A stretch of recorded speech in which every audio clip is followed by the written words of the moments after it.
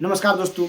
नमाज को लेकर योगी आदित्यनाथ जी के ऑर्डर के बाद से समाजवादी पार्टी के नेता लोग फ्रस्ट्रेट हो गए हैं और तरह तरह के तर्क दे रहे हैं ये लोग कि जब हिंदू त्यौहार यानी यूँ कहे तो कांवड़ यात्रा, रामनवमी के जुलूस, नवरात्रि के दुर्गा पूजा, ये सब जब सड़क पे हो सकता है तो नमाज क्यों नहीं हो सकता है। एक डिबेट के दौरान समाजवादी पार्टी के प्रवक्ता अजीबो अजीब तर्क दे रहे थे। फिर क्या, एंकर अशोक श्रीवास्तव ने पूरा समाजवादी पार्टी के ही पोल खोलने लगे। साथ में उस एंकर, उस प्रवक्ता को मौलाना बना दिया। आप लोग स्वयं देख लीजिए, अंत तक जरूर देखिएगा, बहुत मजा आएगा। हमारे देश के कुछ नेता जो राजनीति में हैं वो मौलानाओं से ज्यादा मौलाना हो गए हैं और इसीलिए मैं देख रहा था, देखिए ये जो है हरीश रावत उत्तराखंड के मुख्यमंत्री थे, ये इनका बयान है, ये कह रहे हैं कि मुसलमानों का हक है जमीन पर नमाज पढ़ना। मतलब मौलाना नहीं कह रहे, मैं यही कह रहा हूं मौलानाओं से बड़े मौलाना जो है ये हो गए। और आई एम श्योर मैं अपनी डिबेट में आगे बढ़ूंगा तो मेरी डिबेट में भी कुछ मौलानाओं से बड़े मौलाना निकल आएंगे सामने।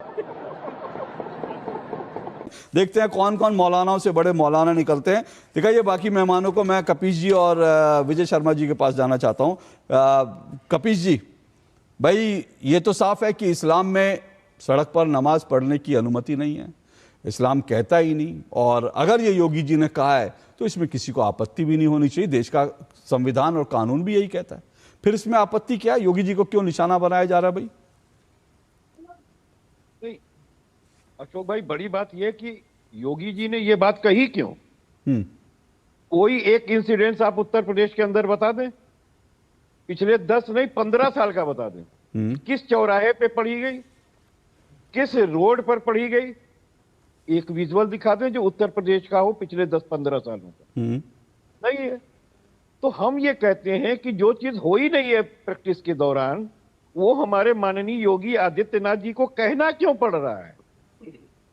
विकास पे बात कर लेते, ये बता देते कि लखनऊ के नया इंफ्रास्ट्रक्चर जो विश्व लेवल पे उत्तर प्रदेश को खड़ा करता है वो कौन सी जगह पे उन्होंने दे दिया। ये बता देते कि उत्तर प्रदेश को उन्होंने कौन सी चीज ऐसी दे दी। ये बता देते कि पिछले जो 3 बार से वो घोषणा पत्र अपना देते आ रहे हैं उसकी कितनी घोषणाएं पूरी कर दी। तो नहीं साहब, वो हम नहीं देंगे। हमें तो चाहिए ध्रुवीकरण, हम विकास पे बात नहीं करेंगे। अच्छा, ठीक है। और मैं एक बात आपको कहना चाहता हूं अशोक भाई, कि देखिए हमारे देश में एक चीज है संविधान, और उसका आर्टिकल है 15, जो कहता है कि किसी के भी धर्म, लिंग, जाति, भाषा इत्यादि के आधार पर कोई विभेद नहीं किया जाता। और हम खुद ये आपको कह रहे हैं कि मुसलमान तो स्वयं कह रहा है ना कि हम ना पढ़ते हैं ना हम चाहते हैं कि वहां पढ़ें। वो तो साफ कह दिया। तो योगी आदित्यनाथ झूठ मूठ चिल्ला रहे हैं। और हमारा आर्टिकल जो 15 कह रहा है वो ये कहता है कि सार्वजनिक स्थल पर, सार्वजनिक क्योंकि वो सबका है, उस स्थल पे कोई धार्मिक क्रियाकलाप नहीं होना चाहिए।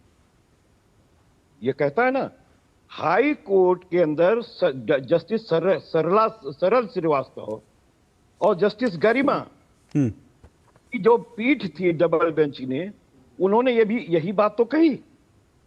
और उन्होंने ये भी कहा है इसमें स्पष्ट कि किसी भी धर्म को आजादी नहीं।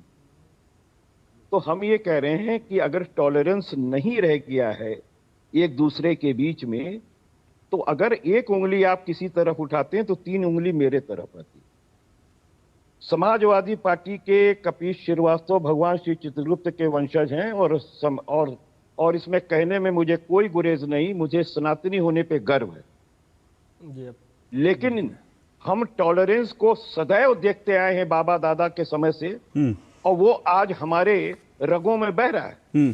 बावजूद इसके हम कहते हैं कि अगर आज हम धार्मिक आधार पर किसी एक को प्रोवेट कर रहे हैं तो उन्हीं सड़कों के इस्तेमाल पे जो अन्य जलूसें निकलती हैं, जो अन्य तरीके के पूजा पाठ किए जाते हैं, जो पंडाल लगते हैं, जगह जगह पंडाल लगते हैं। मैं गोरखपुर का रहने वाला हूं।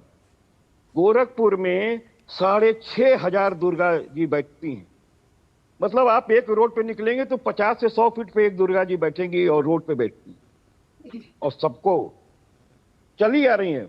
पीढ़ी माने समय से चली नहीं आ तो रही कुछ नई आप दुर्गा ये की चाहते हैं कि सारी गतिविधियां सड़क पर जो उनको प्रतिबंधित कर देना चाहिए, क्योंकि आपने मैं आर्टिकल किस बात 15 का जिक्र किया, तो क्या आप ये चाहते हैं देश में समान मैं नहीं, नागरिक संहिता लागू हो? मैं नहीं, मैं ये बिल्कुल नहीं कह रहा हूं। मैं क्या तो कह रहे हैं चाहता सर, ही थोड़ा नहीं। स्पष्ट कर दीजिए, मैं ताकि सिर्फ देखिए आर्टिकल 15 आपको क्या मैंने कह बिना रहा रोक टोक हूं? बोलने दिया। सुनिए, अशोक मैंने भाई, आपको अशोक भाई। एक मिनट कपीश जी सुनिए ना, मैंने आपको काफी समय दिया बिना रोक टोक। अब मुझे विजय जी के पास भी जाना है, मैं उनके पास गया भी नहीं।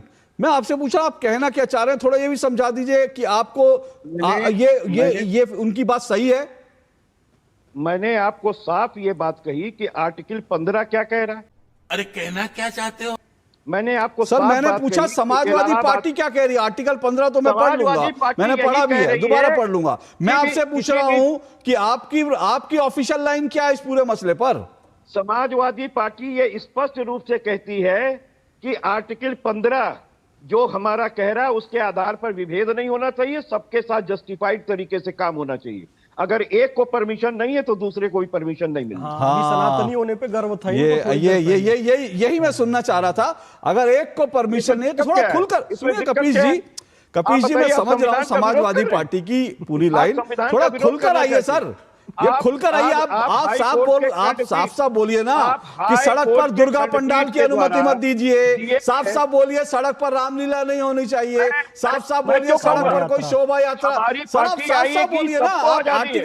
हमारी आर्टिकल पार्टी 15 की आड़ आएगी, लेकर मत बोलिए। हमारी पार्टी आप समाजवादी आएगी। पार्टी आड़ अपना क्या है? रुख साफ साफ आड़ बताएं। नहीं है। विजय शर्मा जी के पास जा रहा हूं, रुकिए सर, आड़ आता हूं। नहीं आप है। सर आपकी लाइन, अशोक भाई, सर आड़ नहीं है। आपने आर्टिकल 3.5 मिनट हटा नहीं बोला, सकते। अपनी लाइन आपने 3.5 मिनट के बाद खोली, तो मैं तो आपकी लाइन 50 सेकंड में ही खोल देता।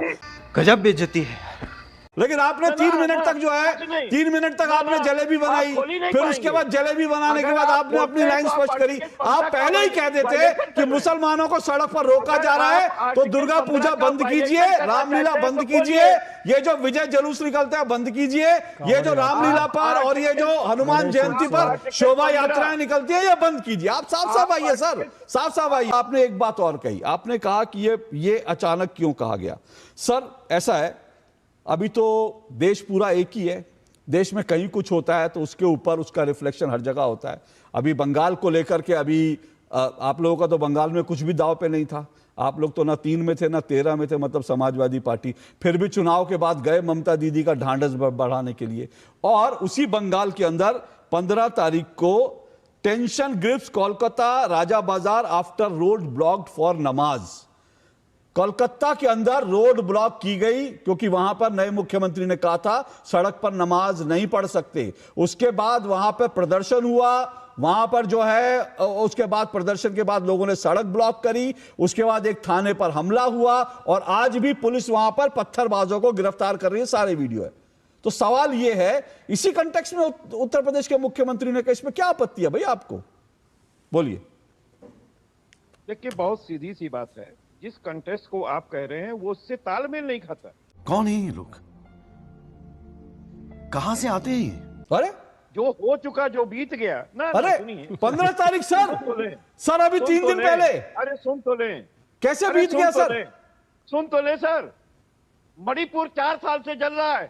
वाह, हम उसकी वो कंटेक्स्ट में, वो बहुत बढ़िया, बहुत बढ़िया। मणिपुर हमने यही कहा कि ये सुसंगत तथ्य नहीं है।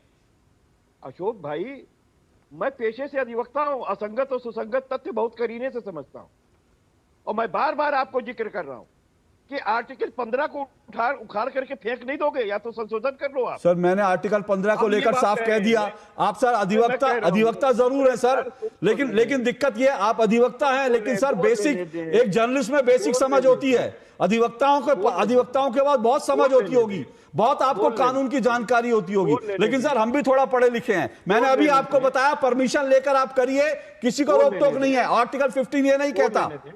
बोल लेने दें। नहीं तो सर आप फिर रिपीट कर रहे हैं अपनी बात को। और दूसरा आप कह रहे हैं कंटेक्स्ट नहीं है। क्यों नहीं कंटेक्स्ट है? 3 दिन पहले बंगाल में, 3 दिन पहले बंगाल में थाने पर पथराव हो जाता है, कंटेक्स्ट क्यों नहीं है? नहीं, एक मिनट सुन तो लें। मैं एक बात कह रहा हूं कि अगर प्रशासन के हाथ में है अनुमति देना, तो वो ऐसे ही नहीं होता है। वो भी विवेकाधीन जो पावर दिया जाता है वो प्रशासनिक लाभ में अभिव्यक्त है, गोल्डन रूल थ्योरी के तहत देना चाहिए। आपने जिन बातों का इस्तेमाल किया चाहे नमाज अदा करने की हो, चाहे मुहर्रम का जुलूस हो, या जो कुछ भी हो, ये एक दिन में समाप्त हो जाता है। लेकिन हमारी बहुत सी पूजाएं हैं जो 9 दिन भी चलती हैं, 4 दिन भी चलती हैं, और कांवड़ यात्रा महीनों निकलती है। और क्या क्या होता है, क्या आपको नहीं मालूम है? सर सड़क रोकी जाती है, दुर्घटनाएं भी होती हैं, सर हत्याएं भी सड़क होती हैं, रोकी जाती तमाम है, चीजें होती हैं। सड़क रोकी जाती है। बिल्कुल बिल्कुल। हाँ, कहाँ रोकी डाइवर्ट जाती है? कहाँ रोकी बिल्कुल जाती है सर? डाइवर्ट की जाती, तब आप कांवड़ यात्रा कहाँ किए ही रोकी नहीं। जाती है सर? मैं तो किया हूं सर। क्या करा है आपने? सड़क रोकी है? मैंने नहीं रोकी है, प्रशासन ने डाइवर्ट किया है। अच्छा, आपने डाइवर्ट किया है। रोक करके डाइवर्ट किया। और वही नहीं, हम्म। जज के गाड़ी पर हमला हुआ बस्ती के अंदर। अच्छा जज के गाड़ी पर हमला हुआ। सर, अब सुनिए ना, किसी को एक मिनट, अब रुकिए, एक मिनट रुकिए, मैं आगे बढ़ूंगा। ये जो आप कह रहे हैं ना, हमला हुआ जज की गाड़ी पर, तो सर ऐसे तो दिल्ली के अंदर हनुमान जयंती शोभा यात्रा जो परमिशन लेके निकाली गई थी, उस पर भी हमला हुआ था। और आज की तारीख में हिंदुओं की हर शोभा यात्रा जिसमें वो परमिशन लेके निकालते हैं, उस पर दंगे हो जाते हैं, उस पर उन पर पथराव होता है। ये मत बताइए कि यहां पे पथराव हुआ, ये हुआ, वो हुआ। एक बात सुनिए, दूसरी बात, कांवड़, एक मिनट रुकिए सर, एक मिनट रुकिए। कांवड़ यात्रा हो या बाकी चीजें हो, वहां पर एक सुरक्षा की दृष्टि से जरूर एक पैसेज दिया जाता है। मैं भी कांवड़ यात्रा के दौरान हरिद्वार से दिल्ली आया हूं गाड़ी से, उसके लिए कांवड़ यात्रियों के लिए एक पैसेज दिया जाता है। लेकिन वो जो आप कह रहे हैं ना सर, आपने कांवड़ यात्रा का जिक्र किया तो मुझे याद आ गया, कांवड़ यात्रियों से आपकी पार्टी की दुश्मनी पुरानी है सर। शिव भक्त कम, गुंडे बवाली ज्यादा हैं, कांवड़ियों को सपा विधायक इकबाल महमूद के बोल।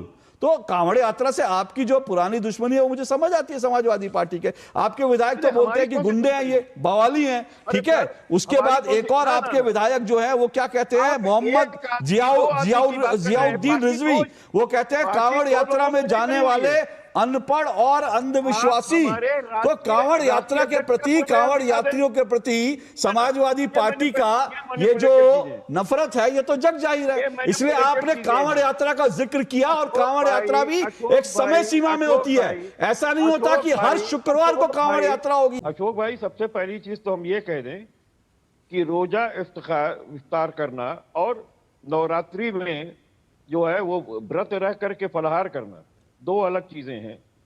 और ऐसा नहीं है, इन लोगों को पहचानिए, पहचानना हो तो देखिए दोनों लोगों को देख लीजिए। तो इस पर भी आधा एक घंटा कर लीजिएगा। अटल बिहारी जी की भी तस्वीर रोजा इफ्तार की भेज देंगे आप। तो बिल्कुल सांप्रदायिक कहना। मैं एक बात ये कह रहा हूं कि देखिए, जस्टिस यही कहता है कि दोनों तरफ का तराजू बराबर होना चाहिए। समाजवादी पार्टी इसी की पक्षधर है। और मैं आपको बार बार कहता हूं, हमारे आपके पूर्वज एक दूसरे धर्मों के कार्यक्रमों में जाते रहे, एक दूसरे को दिल से लगाते रहे, बैर नहीं रहा साहब। ये जो 0% टॉलरेंस की नीति है, वो इनको मुबारक। जहर घोलें, विकास खत्म कर दें, विकास की जगह विनाश ला दें। क्योंकि जो हकीकत है, उत्तर प्रदेश में जो 3 सड़कें इन्होंने बनाई, तीनों धंस गई है। और आप काशी के रहने वाले हैं, जरा गोरखपुर पूर्वांचल एक्सप्रेसवे और ब्रह्मोस के बारे में बता दीजिए। के देखिए, डिफेंस कॉरिडोर की 7,000 करोड़ बता की दीजिए। केवल 91 किलोमीटर की रोड पूरी धंस गई है।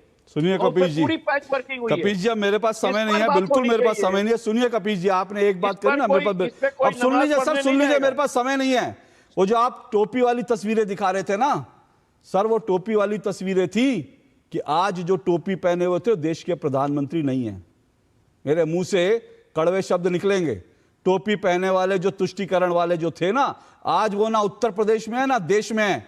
इस बात को याद रखिए। और रही बात आप बराबरी की बात करते हैं सर, सर बंद करिए, आवाज बंद करिए। अभी आपकी कोर्ट नहीं है, और आपकी कोर्ट होगी तो वहां भी बंद करा दिया जाएगा। लगातार बोलेंगे तो बंद करिए इनकी आवाज, सुनना पड़ेगा, सुनना पड़ेगा। कपीश जी, बोलकर नहीं चले जाएंगे आप। मेरी डिबेट में बोलकर जाने की इजाजत नहीं होती, सुनकर जाने की इजाजत होती है। ये जो आप बड़ा भाईचारे की बात कर रहे हैं ना, जरा उत्तर प्रदेश से लेकर पूरे देश के अंदर ये जो हिंदुओं की शोभा यात्राओं पे पत्थरबाजी होती है, एक बार बंद करवा दीजिए, एक बार बंद करवा दीजिए। वहां जय श्री राम बोलने पर और भारत माता की जय बोलने पर कासगंज में एक लड़के को, एक हिंदू लड़के को उठाकर छर्रे ठोक दिए गए थे 1000। तब आप लोग कहां थे? तब आप लोगों की बोलती बंद हो जाती है। वैसे आप लोग बड़े सेकुलरवाद के मसीहा बनते हैं, और सर आप ही की सरकार थी। अभी जो बताए ना, अभी विजय जी ने, अगर मैंने बोलना शुरू किया मुश्किल हो जाएगी। आप ही की सरकार थी, दंगे में मरते थे हिंदू और मुआवजा मुसलमानों को जाके बांटते थे। निकालू खबरें अभी, आप लोगों की 2 मिनट में चेहरे से नकाब उतर जाएगा। पहले अपनी गिरेबान में झांक लीजिए, उसके बाद किसी को बोलना करिए। उसके बाद ये जब ये ज्ञान दिया करिए कि हिंदू मुस्लिम एक। खत्म, bye bye, tata, good bye.